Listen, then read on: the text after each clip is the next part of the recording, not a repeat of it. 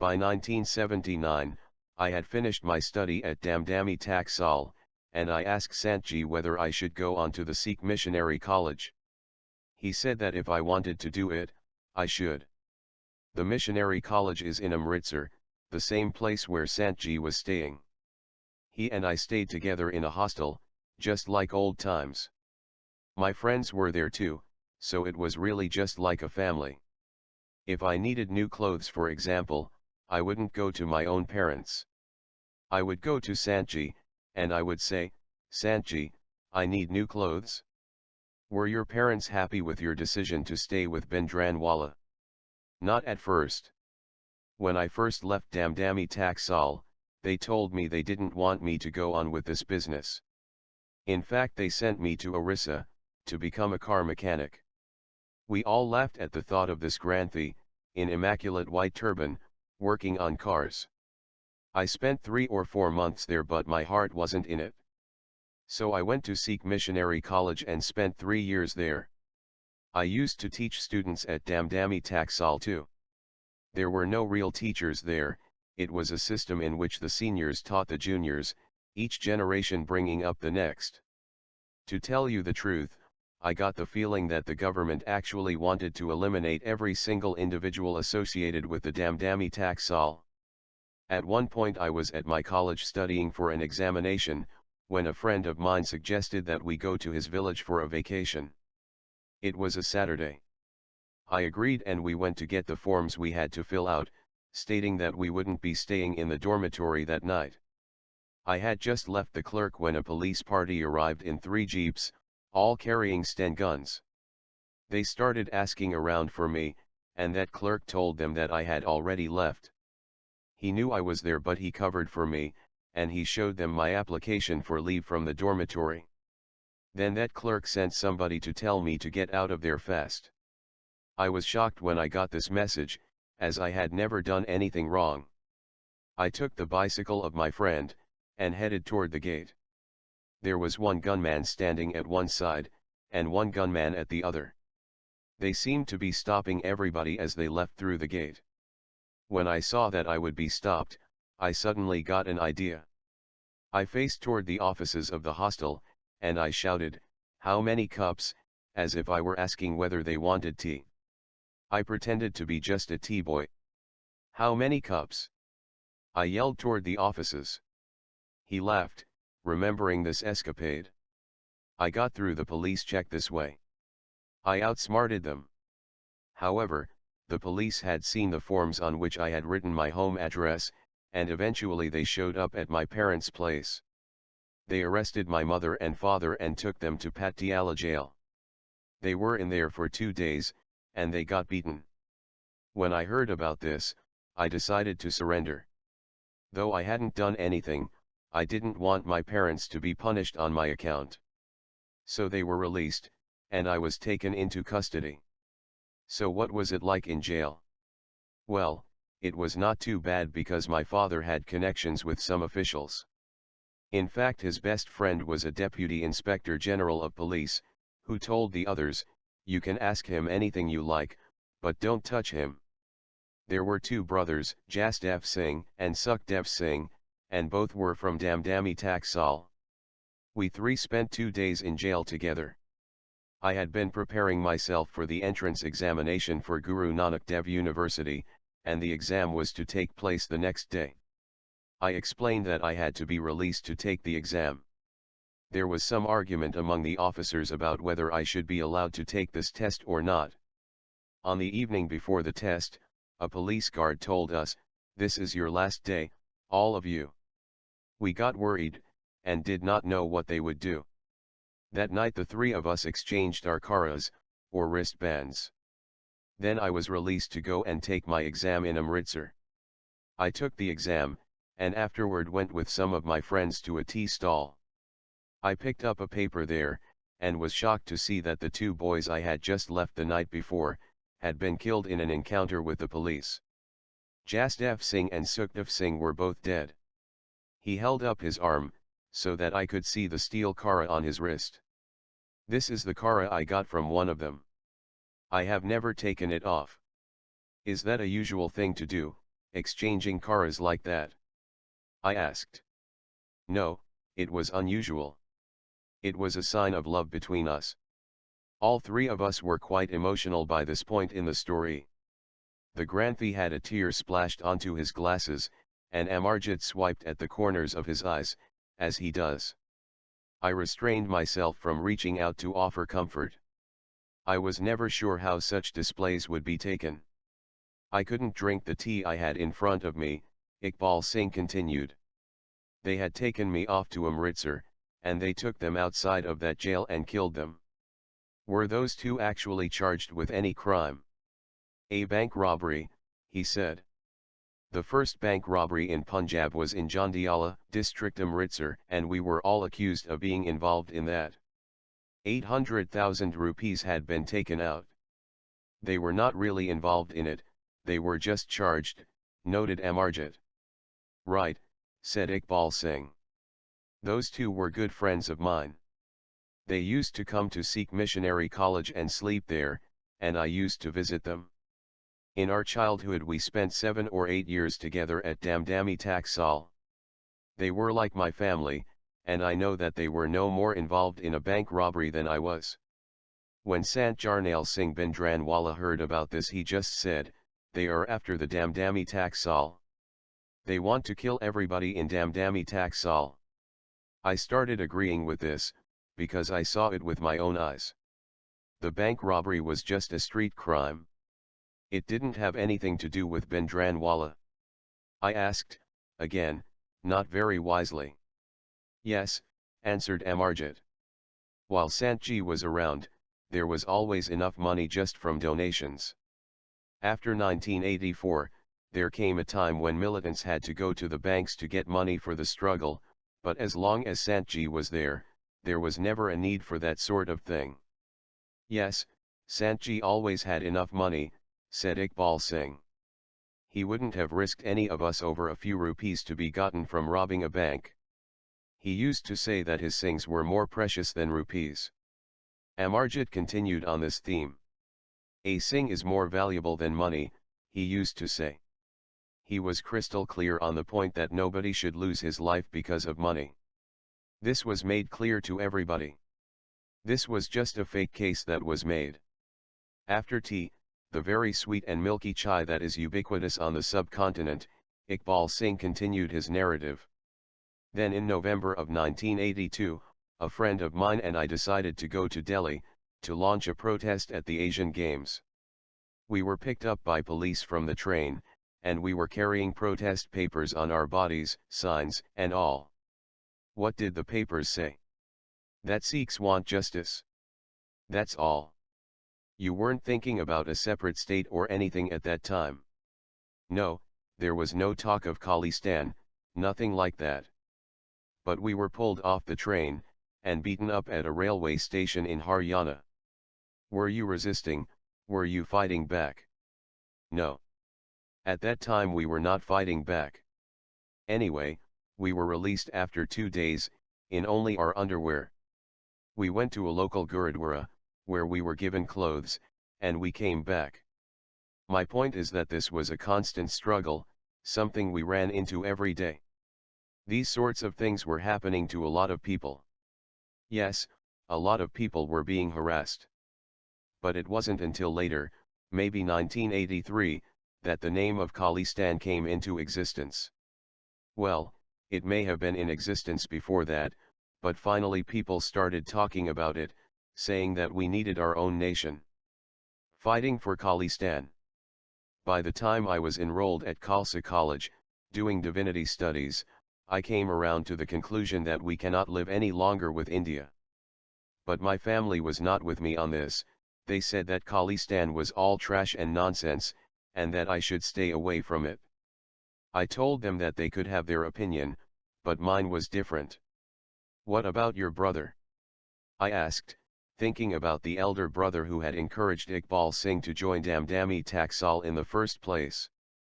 Some of my brothers were not into this Khalistan movement. But my elder brother, he is a Khalistani to the core. Because when you are really involved in religion, not just the forms but real spirituality, you can see the problem very clearly. The government was interfering in our practice of our religion, killing off the most devout practitioners of our religion. In 1984 came the army's attack on the Golden Temple complex. This changed a lot of people's minds. I was with Bhindranwala in the weeks before that attack. On May 31st, the Central Reserve Police attacked the Golden Temple, and 8 Sikhs were killed. Some CRP were killed too, in the exchange of gunfire. On June 1st, the curfew was announced and we could smell it, that there would be. At that time, you were clear on the point that armed struggle was necessary. Yes, definitely. We were resolved to it and prepared for it by that point. Listen, he stopped and thought carefully. It was not for offensive purposes, it was for the defense of Sikh. We needed to defend ourselves. In the courts there was no justice, in the police there was only corruption, in the government there was no friend anywhere. You cannot offend against the 6th biggest power in the world, after all. But defend you can, and you have to. And when you were talking among yourselves about Khalistan, were there some who said, okay, we need Khalistan, but taking up arms is not a good idea? You have to understand that arms did not come because of Khalistan. Arms came because of self-defense. Even now, we know that we cannot win in an armed struggle against India, an armed struggle for Khalistan. What we have to do is defend ourselves as best we can, and in that defense we ask for Khalistan. Khalistan is our birthright, the right of the Sikh nation to live as Sikhs. And I have to tell you that Sant Jarnail Singh Ji did not so much have a plan of action. Rather, he was helping Khalistan emerge, letting the nation emerge, helping people become aware of themselves as Sikhs. Let me give you an example of the way Sant Jarnail Singh Ji operated. One time, Mr. Harminder Singh of Ludhiana had some business with a Hindu guy.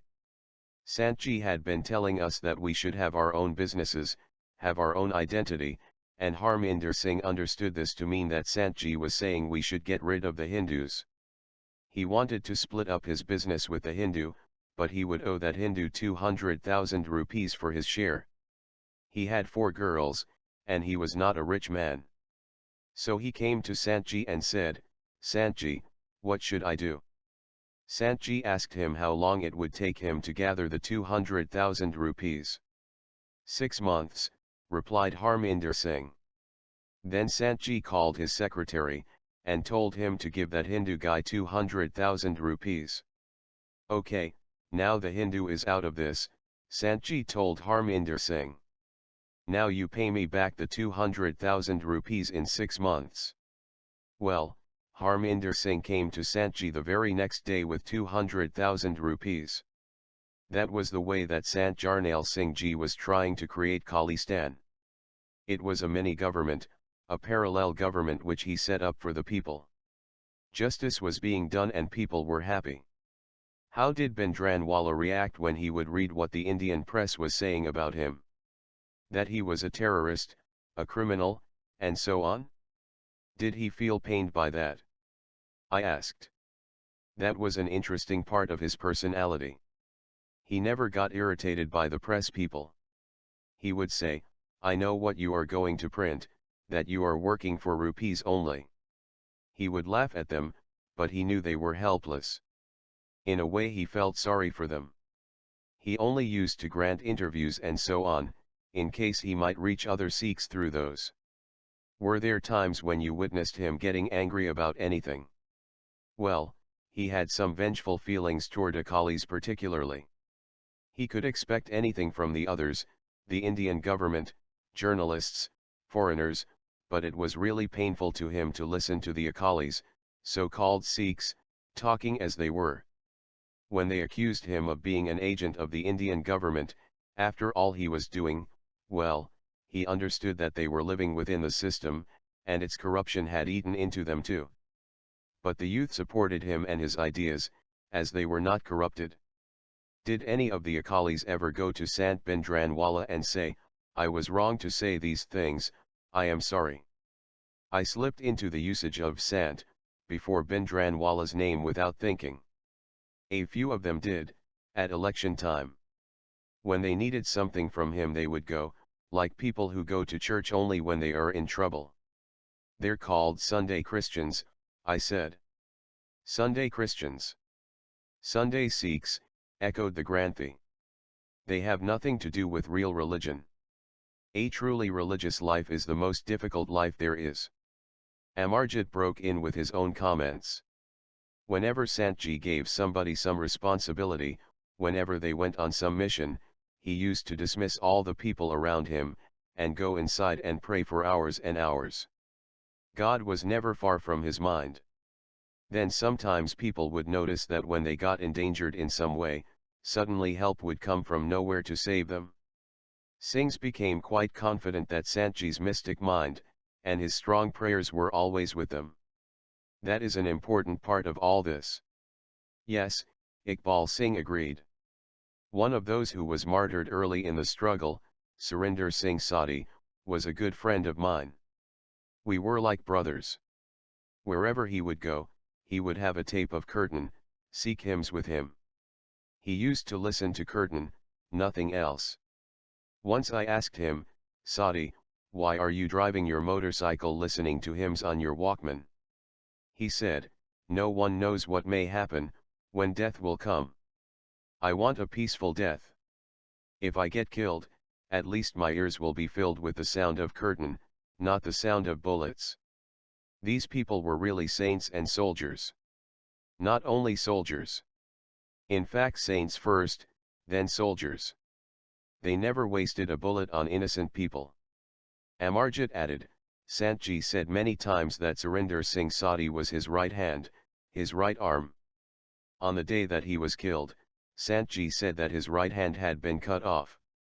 That Sodhi could handle anything, car, truck, airplane, and if he had a rocket, he could handle that too. And let me tell you one thing about Sodhi, he was an excellent marksman. One time Bhajan Lal, the chief minister when the Asian Games took place, was within his firing range. Now this was a person that Santji had warned against, saying that wherever he might hide, Sikhs would chop off his head. When Bhajan Lal came within Sodhi's range, he could have killed him. But he said, Santji told us to chop off his head, and I couldn't do that, so I spared him. Iqbal Singh then continued his narrative. During the actual assault on the Golden Temple complex, Operation Blue Star, I was about 4 miles away at Khalsa College in Amritsar. I knew that the first tank had fired on the Akal Takht, the building in the complex where the militants were headquartered, around 2 o'clock, June 5. Before that, they had been fighting with machine guns and other small arms. But on June 5, they entered with the tanks. He started drawing a map on the back of an envelope. Here is Harmandir Sahib. Here is the Akal Takht. Here is the sacred tank of water. You can see that the Akal Takht is right behind the Harmandir Sahib. They sent troops in from here, and here. He showed 2 positions. When the tanks in front were ready to fire on the Akal Takht, they had to send a message to the troops in the back to get out of the way, otherwise they might get hit. Santji had a wireless set inside, and somehow he intercepted that message. He knew that the area would be open to him and his group for a short time, as the rear troops vacated their positions. So some of this group got away through the back. They ran into nearby houses, changed their clothes and went out as regular citizens. Only 35 of Santji's close followers died in the assault. The rest, 200 or so, got out. And those who left at the last moment, they later played large roles in the struggle. I asked. Exactly. And 35 decided they would rather stay and be martyred. It was not really like that. It was just part of the overall strategy, just a plan. When the Indian Army arrived on June 2, it became clear to everybody that whether we lost or won just then, eventually we would all have to fight for Khalistan. The Khalistan struggle was not just a matter of everybody dying during that first week of June. Santji said, okay, we are here so we will protect this golden temple. We will hold the army while the others get away. It was not at all that those who left were cowards, or not also committed to die, or anything like that. Everybody was prepared to give his life for Khalistan. But as part of the whole plan, some left, some stayed. Were many of those who left killed later? Almost all of them, I think. Everyone, as far as I know. Well, one or two may have surrendered later, but overall the strategy of having some leave was a good one, a successful one.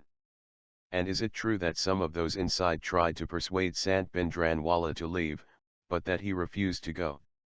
I asked. Yes. And I agree with his decision to die there. It is my personal feeling that though it is a loss for the Sikh community that he died, it is a proud loss. He used to always say, I will protect this place, I will die in this place.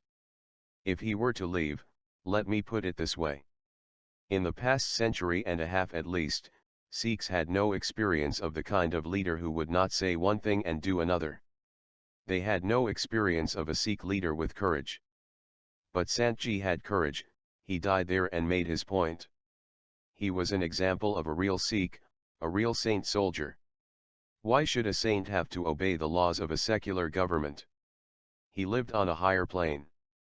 I lived with Sant Jarnail Singh Ji for 7 or 8 years. He was a brother, a father to me. I had no doubt that he would die when he said he would die. It was he in fact who sent those other Sikhs out. Iqbal Singh continued. Sant Jarnail Singh Ji was both a strategist and a saint. I think it's a misconception people have, that a saintly person can't be a politician. Sant Ji was both, and being both he knew the consequences of that kind of combination. Saint soldiers get martyred. Anyway, he sent the others out to continue the fight. They fought afterwards, they died afterwards. They told people what had really happened in the Golden Temple. Eventually they went into hiding and spread out all across the world to continue the struggle.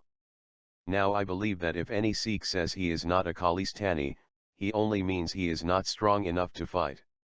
The wife of Lab Singh, a close confederate of Bindranwala's, who was later martyred as head of the Khalistan Commando Force, remembers.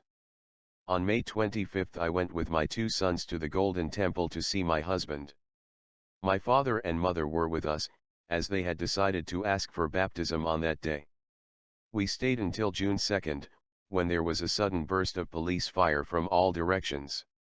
I was coming out of the langar, or kitchen with my husband, Santji, and my parents, and the Singhs immediately got started preparing defensive positions in the Akaltakt. There were announcements being made that all the pilgrims and visitors should leave, as things would likely become quite dangerous. My husband told us to get out, and to take his 2 sons out. My mother and I said, how are we supposed to take care of them without you? If you are staying, we want to stay too. But he said, I can't show my back to Santji. I'll fight with him and face martyrdom in this place. So take my sons out and let me do what I have to do. Seeing him so firm and determined on this point, we decided to leave. We came out on June 4, 1984, amidst a lot of indiscriminate firing on all sides. There was an atmosphere of fear all around, but among Santji and his companions, spirits were high when we left. During June 5 and 6, there was curfew on in Amritsar, and everything was deadly quiet in the streets. The only thing that could be heard was the sound of fierce fighting at the Golden Temple.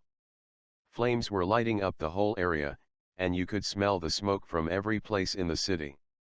The final hour is drawing near, I kept thinking.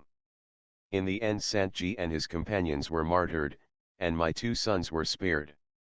Iqbal Singh continues. After the army action against the Golden Temple, I was on a wanted list. The police came to my house and arrested my father and mother again. We have nothing to do with him, they said. If he has done something wrong, he should be punished. But my father had connections and he was not badly treated. When I went to see him, the police gave me a paper to sign, saying that if I signed, nothing more would happen to me or my family. The paper said that whatever I had done before 1984 was a mistake, that I had been brainwashed by Santji. But I said, no, I can't sign this. I am not sorry, I am proud of what we did. And I am thankful to Santji for the awakening he gave us. A few of my friends, they did sign papers like this. That was the whole idea behind it, so that the government could show on TV that the militants were repentant. In my case, the police gave me half an hour to get away. They did not arrest me. They only wanted to publicize those cases of people who accepted this brainwashing idea. So it was a mutual thing. I ran away. My parents then told me they had no more home for me, so I said I would leave. That must have been difficult. Yes, it was. But I could see my parents' side too. They did not want to take a risk, and they had been getting all the wrong information about Santji from here and there. That he was a womanizer, that there were drugs at his headquarters, and that sort of thing. They didn't have a clear picture of what he was really doing. So even though every Sikh was against the Indian government for attacking the Golden Temple, that didn't mean that they were for Santji. These are two different things. Then I left home, October 1984. I drove a truck for 2 years, staying here and there with my friends. I remained on a wanted list because I had been a senior student at Damdami Taxal. I had been involved in some of the decisions made in the period before the 1984 assault. So finally I bribed an official, got travel papers, and left the country. Did your parents eventually come around to seeing your position? I asked. Yes, they did. Because after the attack on the Golden Temple complex, Indira Gandhi was murdered, and in the riots after her assassination, my sister became a victim. My parents got their eyes opened, that it was not because of Santji but because of our turbans, because we are Sikhs, that these problems exist. Then they came to understand the idea of separation. The concept of Sikhi is in fact universal. Khalistan is a need, not a destiny. It is just a matter of needing some place to enjoy religious freedom. It is a mistake to talk about Khalistan as if it were somehow preordained, an inherent part of Sikhism. Sikhs can live wherever they can live as true Sikhs. They can sit in London and wear blue jeans or listen to rock and roll if they want to. These are cultural things, not matters of faith. But if we have no place to be Sikhs, that is a problem. So I can actually accept the idea that somebody is not for Khalistan, if he can find another way to live as a true Sikh. But I cannot allow him to say that those who are asking for Khalistan are wrong. If he is not Khalistani, fine. But he should not get in the way of other Sikhs' demand for Khalistan. The people of Punjab are suffering, and that is why they are demanding Khalistan. Nobody should stand in their way. I questioned, you don't feel then, that anybody who is not with you is against you, as somebody told me yesterday, that those who are silent are in fact complicit. Dr. Cynthia, he said, it is clear in my mind that throughout Sikh history there has been a lot of fighting, and not everybody was involved in every fight. Each played his own role. The role of every Sikh is to be a true Sikh as best he can. Not everyone feels comfortable with the role of fighting. It should be the policy of fighters not to condemn anybody who is being a Sikh in another way. People are afraid. If you come to me in India and you ask me, are you a Khalistani? I will say no. Maybe you are Indian intelligence or something. But in my mind I may be sympathetic, and when the time comes I may show it. I am just a reader of scriptures, I am not a politician. But it seems to me that it is a problem that there is no concrete plan for Khalistan, like a constitution or something, to show people what we are really fighting for. What we are fighting against, that is clear, but what are we fighting for? This is the difference between a resistance movement and a real independence movement. We are tired of being with India, fine. But if we ask people to become Khalistani, on what grounds are we asking? We have to be clear on this. Iqbal Singh then became deferential, nodding toward Amarjit, who had left the room to make some of the endless phone calls in which he is constantly engaged. "I'm just a priest," he said. "You'd better ask the Panthic Committee if you want to know more about constitutions. But there are things, rights of women, educational system, rights of minorities, the place of the Hindus, and so on. There is the Declaration of Independence of Khalistan, but that's not enough." He again deferred to Amarjit. "He knows more about it," he said. "I'm just a priest." But I didn't want to let this precious strand of conversation drop. "It's a characteristic flaw of insurgent movements that they are so busy fighting the war, that they don't think about what will happen afterwards," I said. "That's why it's important to learn from history and plan ahead. The Indian government is the sixth biggest power in the world," Iqbal Singh responded. "Don't think they are stupid. They plan ahead, all right, and on the Sikh side we have to do the same." Then he cut off the conversation as Amarjit re-entered the room. "I came out of India, at Dr. Amarjit Singh's hands," he said. "Now here I am, just reading scriptures.